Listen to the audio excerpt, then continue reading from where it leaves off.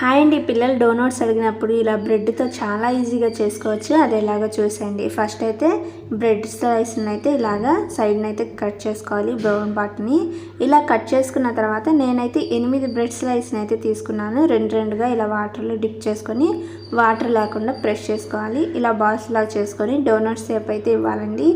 ఇలా అన్నీ రెడీ చేసుకొని ప్లేట్లోకి అయితే స్టవ్ వెలిగించుకొని కడాయి పెట్టేసుకొని ఆయిల్ పోసుకొని ఆయిల్ వేడిన తర్వాత ఫ్లేమ్ని అయితే సిమ్లో పెట్టేసుకొని ఈ డోనట్స్ వేసుకొని రెండు వైపులా బ్రౌన్ కలర్ వచ్చిందాక ఫ్రై చేసుకొని ప్లేట్లోకి అయితే తీసేసుకోవాలి. ఆయిల్ అయితే అస్సలు పీల్చదు. ఇలాగైతే ట్రై చేయండి.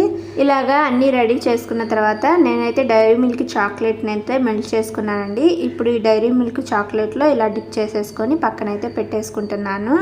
నా దగ్గర కొన్ని స్ప్రింకిల్స్ అయితే ఉన్నాయి, అవి అయితే ఈ డోనట్స్ పైన అయితే వేస్తున్నాను. అలాగే జెమ్స్ కూడా ఉంటే జెమ్స్ కూడా వేసానండి. టేస్ట్ చాలా బాగున్నాయి. ఇలాగైతే సింపుల్గా ఇంట్లోనే చేసుకోవచ్చు. వీడియో నచ్చితే లైక్ చేయండి, షేర్ చేయండి, సబ్స్క్రైబ్